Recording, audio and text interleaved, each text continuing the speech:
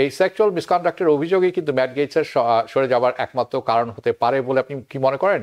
সেনেটরদের সাথে আলোচনার পরে কি গেটস কংগ্রেস থেকে সরে আসলেন? তার এগেইনস্টে ডেলিগেশনটা যে আছে সেটা আমার মনে হচ্ছে হাউস ইথিক্স কমিটি যেটা ইনভেস্টিগেশন, আমার মনে হয় সেটা বোধহয় একটা পানিশমেন্টের দিকে যাবে। ফর্মার প্রেসিডেন্ট ট্রাম্প যা বলছে যে এটা করবে সেটা করবে, it's not that easy to do it.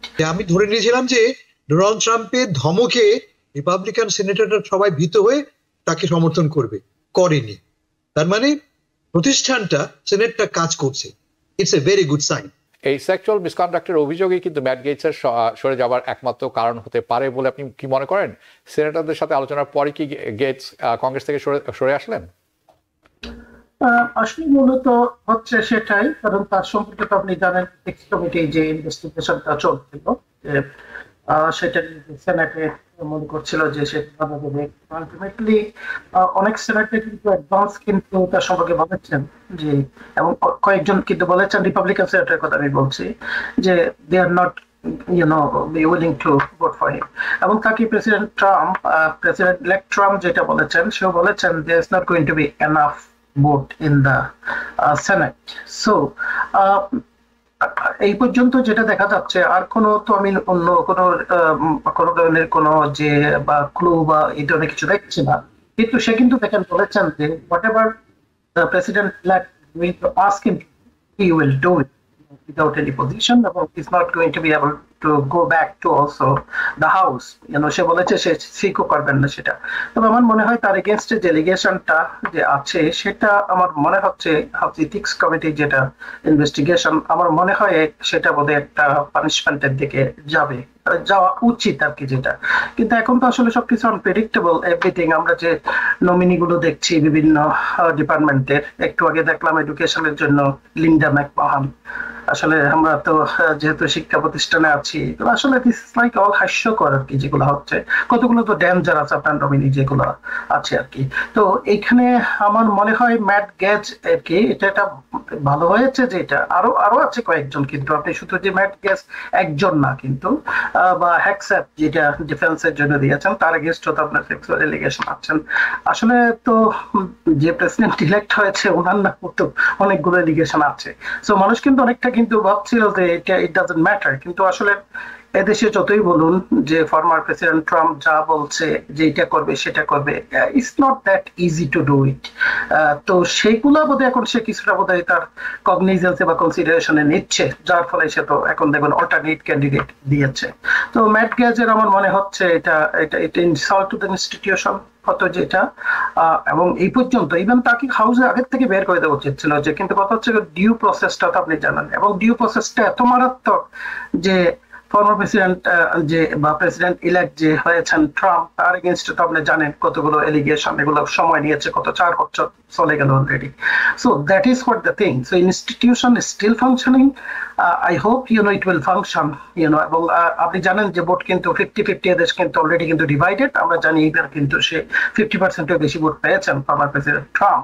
So these are the scary thing, people actually losing sleep over what's going to in the next 4 years, because of the morning show of the day. This is what the sign that the people, those who run the country, the government, I think that this tells a lot. This is a scary kind of situation, and our kache itaro mone hocche not only here, in the whole world becoming like madness show. Mad people the power that they are controlling everything. আমি তো বলে আসছি যে nationalism, সেন্ট্রালিজমের যেটা যাচ্ছে তারা ওয়ার্ল্ডের web. আপনি দেখুন তো রাশিয়ার প্রেসিডেন্ট সে তো এখন সিচুয়েশন যাচ্ছে আলাপ করবো। সো দিস ইজ আমার মনে হচ্ছে যে মেইনলি তার কন্ডাক্টার জন্য মনে হয়, আমি জানি না। ওকে, ধন্যবাদ আপনাকে হাসান ফেরদৌস। আপনার কাছে আমি যাচ্ছি। আমরা গোলাম মাহবুব উল্লেখ করেছেন এডুকেশন সেক্রেটারির কথা। আমার মনে আছে যখন বেটসি দেবোসকে নিয়োগ দিয়েছিলেন তিনি, আমি যথেষ্ট সমালোচনা করেছিলাম, কারণ বেটসি দেবোস কখনোই পাবলিক স্কুলে পড়েননি এবং তিনি অত্যন্ত ধনী বাবার মেয়ে, এবং তাকে দেওয়া হয়েছিল, সেটি নিয়ে আমি যথেষ্ট সমালোচনা করেছিলাম। এখন লিন্ডা ম্যাকমোহন, আমি জানি না আমি হাসবো না কাঁদবো, এরকম একটি অবস্থা। কিন্তু আমি ম্যাট গেটসের কথা একটু ফেরত আসি। আমরা জানি যে প্রেসিডেন্ট ট্রাম্প একের পর এক যে ক্যাবিনেট মনোনয়ন দিচ্ছেন, এটি নিয়ে অনেকেই শঙ্কিত, এবং আমরা এও জানি যে উনি প্রেসিডেন্ট পদে জয়ী হয়েছেন। শুধু তাই নয়, উনি সেনেট তার হাতে, তারা পেয়েছেন রিপাবলিকান দল, হাউসও তাদের জয়ী হয়েছেন তারা, এবং আমরা অনেকেই জানি যে সুপ্রিম কোর্ট বেশ রক্ষণশীল এবং এটিতেও তারা বেশ সফল হয়েছেন। তথাপি গেটসের মনোনয়নটি যখন আসলো, অনেকেই বিরূপ প্রতিক্রিয়া দেখিয়েছেন, অনেকে অনেক কথা বলেছেন, কিন্তু আমরা ধরে নিয়েছিলাম এটিও হয়তো আসলে যাচ্ছে, এবং আপনি গত সপ্তাহে বলেছিলেন যে রিসেসের মাধ্যমে হয়তো এটি মনোনয়ন তিনি আদায় করে নেবেন। কিন্তু আদতে দেখা গেল যে ম্যাট গেটস নিজেই তার নামটি প্রত্যাহার করে নিয়েছেন। এই যে প্রত্যাহার করে নেওয়াটা আসলে কিসের সংকেত? এটি কি একটি বড় ধাক্কা বলে মনে করছেন ট্রাম্প প্রশাসনের জন্য? এবং এটিতে কি আমরা মনে করতে পারি যে আমাদের এখনো বিশ্বাস থাকা উচিত যথেষ্ট পরিমাণ যে সিস্টেমটি আছে আমেরিকাতে চেক এন্ড ব্যালেন্সে, সেটি কি আসলে সক্রিয়ভাবে কাজ করছে বলে আপনি মনে করেন কিনা? ধন্যবাদ হাবিব ভাই, মাদুর ভাই, আসসালামু আলাইকুম। আপনার প্রশ্ন উত্তরে বলি ইয়েস, ইয়েস এন্ড ইয়েস। এটা একটা ভালো খবর। মাদুর ভাই বলুন স্ক্যারি, আমি বলি ঠিক উল্টো, এটা একটা গুড নিউজ। গুড নিউজ মানে কি অর্থে? যে আমি ধরে নিয়েছিলাম যে ডোনাল্ড ট্রাম্পের ধমকে রিপাবলিকান সিনেটররা সবাই ভীত হয়ে তাকে সমর্থন করবে, করেনি। তার মানে প্রতিষ্ঠানটা, সিনেটটা কাজ করছে। It's a very good sign. এটা এক নম্বর। দু নম্বর, আমরা একটু আগে বললাম যে Congress, white house, supreme court তিনটায় ট্রাম্পের নিয়ন্ত্রণে, ফলে তিনি অসীম ক্ষমতাধর ব্যক্তি, তাকে চেক এন্ড ব্যালেন্স করার কিছু নেই। না, আছে। আমরা দেখলাম কি যে এখনো সিনেট নামক এই প্রতিষ্ঠানটি কাজ করছে, ফলে আমেরিকার প্রতি আমার যে আস্থা তা কমলো না, বাড়লো। আমরা ট্রাম্পের 4 বছরে আমরা কি দেখেছি, অথবা 2020 সালের নির্বাচনের পরে কি দেখেছি আমরা? ট্রাম্প যতই চেষ্টা করুক না কেন, প্রতিষ্ঠান কিন্তু, ইনস্টিটিউশন গুলি কিন্তু ট্রাম্পকে প্রতিহত করেছে। ভয় আছে, অফকোর্স ভয় আছে। ট্রাম্প একজন অথরিটারিয়ান, ট্রাম্প নিজেকে বলেছেন তিনি প্রথম দিন ডিক্টেটর হবেন, কিন্তু আমেরিকার যে multiple layers of checks and balance আছে, একটা নেন অনেক লেয়ার। আর একটা জিনিস মাথায় রাখবেন যে আমেরিকা কিন্তু একটা ফেডারেটিভ স্টেট, ফেডারেল গভর্নমেন্ট, ফলে এখানে সেন্ট্রাল গভর্নমেন্ট এবং লোকাল গভর্নমেন্টের মধ্যে একটা তারতম্য আছে। তিনি চাইলেই তার ইচ্ছা তার কিন্তু ইম্পোজ করতে পারবেন না, রেজুলেট করতে পারবে কিন্তু লোকাল লেভেলে, স্টেট লেভেলে। ফলে yes, it's a very good sign আমি মনে করি। এক। দু নম্বর, এদিকে আমরা কি শিখলাম? ট্রাম্প যতটা ভয়াবহ, যতটা ক্ষমতাধর ব্যক্তি বলে ভেবেছি আমরা, কতটা ক্ষমতাধর তিনি নন। তিনি হুমকি দিয়েছেন বটে, কিন্তু সেই হুমকিটা তিনি বাস্তবায়িত করতে পারেননি। আমার কাছে মনে হচ্ছে যে একটা ভালো খবর। আরেকটা খবর হলো যে এইটা তিনি কত প্ল্যান মাফিকও করে থাকতে পারেন। এটা আমি অনেকটা কনস্পিরেসি থিওরির মধ্যে বলছি এখানে। তিনি হয়তো জানতেন যে ম্যাট গেটস পাস হবে না, তাকে অ্যাপ্রুভ করবে না সিনেট, তিনি এতটাই পাসযোগ্য নন। তাকে যদি বাদ দেওয়া হয়, একটা বড় ক্যান্ডিডেটকে বাদ দেওয়া হলো, এর পরবর্তী ক্যান্ডিডেট গুলিকে রিপাবলিকানরা চট করে কিন্তু বাদ দিতে পারবে না। একটা বড় বাধা দূর হলো, পরবর্তী অ্যাপয়েন্টমেন্ট গুলি ট্রাম্পের জন্য অনেক সহজ হবে পাশ করিয়ে নেওয়া। এটাও একটা স্ট্র্যাটেজি হতে পারে। অন দ্য হোল তিনি আসছেন ম্যাট গেটস জায়গায়। জাস্ট এক্সাম্পল দেখুন আপনি, অবস্থাটা কি দাঁড়ালো।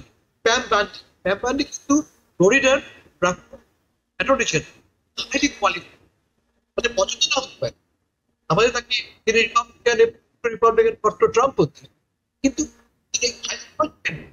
ম্যাট গেটস কোয়ালিফাইড ছিলেন না।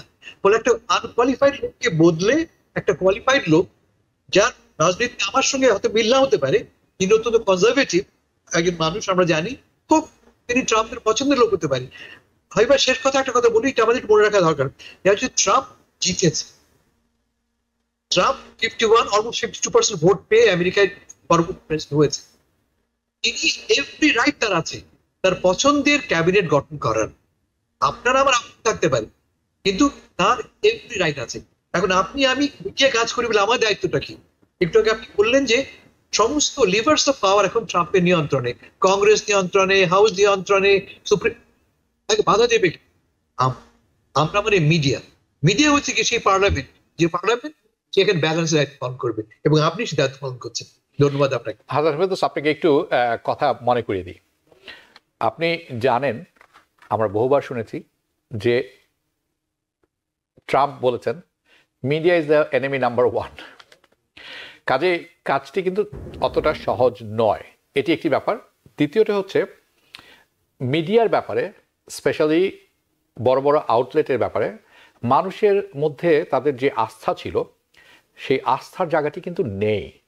আমরা দেখেছি নিউ ইয়র্ক টাইমসের মতো পত্রিকা হামাস ওয়ার নিয়ে কী রকম মিথ্যাচার করেছেন এবং সেটি প্রকাশিত হয়েছে, যার ফলে এই মিডিয়ার যে একটা পবিত্র জায়গা সেটি কলুষিত হয়েছে। আমরা দেখছি দিনের পর দিন CNN একেবারে বাম ঘেঁষে যাচ্ছে তাই করছেন, রিপোর্টিং করছেন, এবং ফক্স নিউজকে নিউজ বলা হয়ে থাকে, কিন্তু আসলে এটি নিউজ না, ইটস এ সিন্ডিকেশন। তো আমি যাচ্ছি অন্য প্রসঙ্গে, কিন্তু এই যে আপনি কথাটা বলেন যে আমাদের দায়িত্ব, যেখানে সাধারণ মানুষ বিপুল ভোটে, আমি ধরে নিব বিপুল ভোটে, কারণ বেশ ভালোভাবেই জয়ী হয়েছেন ট্রাম্প, যেখানে বসিয়েছেন তাকে চেক এন্ড ব্যালেন্স করা মিডিয়ার জন্য কতখানি দুরূহ ব্যাপার হবে বলে আপনি মনে করেন? হাবিব ভাই, যে কোনো সময়ই মিডিয়া সবচেয়ে বেশি স্ক্রুটিনির মুখোমুখি হয়, তাকে সবচেয়ে বেশি আমরা মাইক্রোস্কোপ দিয়ে দেখি, কারণ অন্য কাউকে আমরা রিচ করতে পারি না। আমার পক্ষে সম্ভব নয় ট্রাম্পকে রিচ করা, কিন্তু মিডিয়াকে রিচ করতে পারি আমি সহজে।